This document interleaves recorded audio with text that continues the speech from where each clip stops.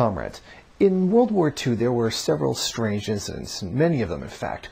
One of those being the moment when Rudolph Hess, one of Hitler's most trusted guys, got on a plane, went to Scotland to engage in talks with Churchill. That's a big deal when basically the second in command of the country you're fighting just all of a sudden shows up and wants to talk to you. Now in history this has been played off as just the act of a madman that didn't mean anything and that just made no sense. A historian in the UK thinks that he has sufficient evidence to prove what he was actually in the UK for. Peter Padfield, the UK historian, says that he has sufficient evidence to show that when Rudolph Hess actually went over to the UK, he was there to try to strike a deal with Churchill. That deal was, if Germany promised to pull all of its forces out of Western Europe, in exchange, the Allies would let Germany go after the USSR unhindered. They were willing to trade half of Europe in order for a free hand to go after the Soviet Union. Now he's just written a book where he claims that there was a document that was brought to Churchill for consideration. Now he claims he's got the testimony of people who saw the document and translators who actually worked on a translation of the document form. Now the document, according to him, it did come in English as well as a German translation, but they also wanted their own translation of the document just to make sure that it was correct. That he believes, this historian believes that he has enough to prove that this is true. An important figure that he has on his side that's backing him up on this. Now, the man has recently passed away, but he told him the story of how it happened. He was one of the people who went to look over the document. So the testimony of this individual, who was an academic at the time, seems to be the primary source for this seemingly outrageous claim. Now here's some more information that's contained in the article. The informant said that the first 2 pages of the treaty detailed Hitler's precise aims in Russia, followed by sections detailing how Britain could keep its independence, empire, and armed services, and how the Nazis would withdraw from Western Europe. The treaty proposed a state of, German for well-wishing neutrality between Britain and Germany for the latter's offensive against the USSR. The informant even said that the date of Hitler's coming attack on the East was disclosed.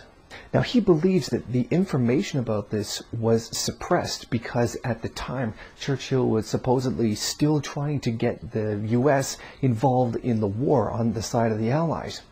Now it was also claimed that the reason that this information was probably suppressed was that it would have been very harmful to him politically. A lot of the governments in exile from Western Europe were actually in the UK looking for support, and this kind of thing would probably have been a kind of political suicide had it been made public, whether he accepted it or not. In the records, there is no official account of this document actually existing. Now the author of this book, Padfield, believes that there has been a very long time running cover-up to prevent this information from getting out. In fact, the informant actually once asked his superiors about it, and they basically told him to be quiet, and then he cut off communication with them and didn't want to speak about it ever again. Now here's some more information added by Padfield. If the royal family was seriously involved in compromised peace plans, that would be very damaging, though I think it more likely that Hess brought news to Churchill of the coming Holocaust. It could damage perceptions of his and Britain's wartime record if that were released. This was a turning point of the war. Churchill could have accepted the offer, but he made a very moral choice. He was determined that Hitler, who could not be trusted, would not get away with it. He wanted the US in the war and to defeat Hitler. Even more interesting is that Padfield thinks that he has enough evidence to show that not only does this document exist, but that it suffered from subsequent cover-ups, that there's been cover-ups over all these decades, trying to prevent the knowledge of this document from ever having existed. Now obviously there was no way Churchill was ever going to take this deal. I mean, come on. Then let's say, for argument's sake, that the Nazis could have actually beaten the Soviets, which actually recent information shows that they couldn't have. Now, let's say they get in, and they win. Well, what happens? Hitler takes the oil fields in Baku. He takes the entire Soviet Union. He now has a hold of one of the most industrialized nations of the world at the time. The Soviet Union was a massive industrial base, especially for war materials, which Stalin shows that Stalin had spent so much time preparing for. So great, now you have this entire huge war economy infrastructure already set up. Well, guess what's going to happen next? He's going to turn his eyes right towards the rest of Western Europe, stomp through and wipe everybody out.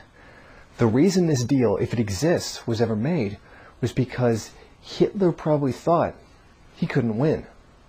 He couldn't take the entire world by himself, or maybe he thought he could, and this would have been just made it easier. Regardless of what you think might have happened, Churchill would have been an absolute nut job to actually accept the deal. I mean, Hitler would have just come back, taken Britain, stopped, consolidated, and then gone after the United States. If this deal had been reached, it might have meant the end of the world, frankly. It would have meant a global Nazi empire. I think this adequately shows that on some level, Hitler knew it was going to be the Soviet Union that was going to beat him. He knew that it was probably only the Soviets that really had the power to do so. After all, in the end, the Soviets did most of the fighting. They were the ones who really, you can say, actually beat Hitler, who actually beat the Nazi war machine. And Hitler despised the Soviets the most. I mean, he thought communism was a Jewish conspiracy. It's a relatively lunatic idea. But in the end, I think it shows that the true enemy of the Nazis was not the rest of Western capitalist Europe, that many countries, in Eastern Europe, were very happy to just peacefully turn over all their countries to the Nazi Empire. The Soviets were the real enemy of the Nazis. Thank you for watching. Please comment and rate the video. If you liked it, hit subscribe or check out some of these other great videos. If you wish, share it on social media. While you're at it, why don't you follow me on Twitter? And if you got time, go on over to the MRN bookstore and check out some of the latest books available.